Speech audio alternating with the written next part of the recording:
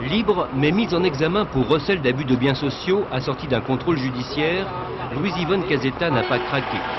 Mise en cause par plusieurs dirigeants de la Société de Travaux Publics Mazotti, l'ex-argentière officieuse du RPR est soupçonnée d'avoir collecté des fausses vins pour son parti et son compte personnel en échange de marchés publics de la ville de Paris. Une ville d'ailleurs sous le feu croisé de 11 juges d'instruction pour des affaires relevant de fausses factures ou commissions occultes. Premier a tiré le fil d'un écheveau inextricable, le juge Alphen de Créteil. En 1994, suite à une enquête fiscale, il met en examen Francis Poulain, patron de l'entreprise de peinture La Sarre. La découverte de factures douteuses au profit de Jean-Claude Méry, promoteur immobilier et membre du RPR, amène le juge aux portes de l'OPAC, société HLM de la ville de Paris. Son directeur adjoint, François Tchiolina, brise alors la loi du silence sur les pratiques douteuses en matière d'attribution de marché. Georges Pérol, numéro 1 de l'OPAC, est mis en examen pour trafic d'influence.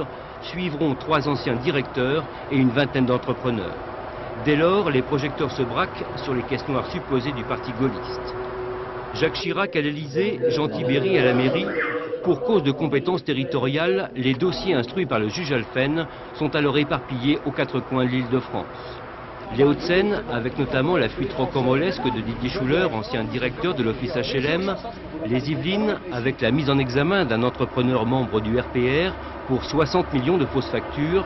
Enfin, l'Essonne, présidée par Xavier Dugouin, déjà mis en examen hier en compagnie de Xavier Tibéry dans l'affaire d'un rapport douteux, mais surtout soupçonné d'avoir rédigé un manuel de corruption saisi par la justice.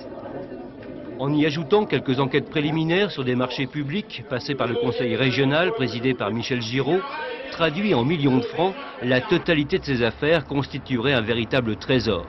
En la matière, de quel secret Louise Casetta, alias la cassette du RPR, est-elle dépositaire? Le mystère reste entier pour celle qui fait désormais figure de dernier rempart entre une affaire locale et une affaire d'État.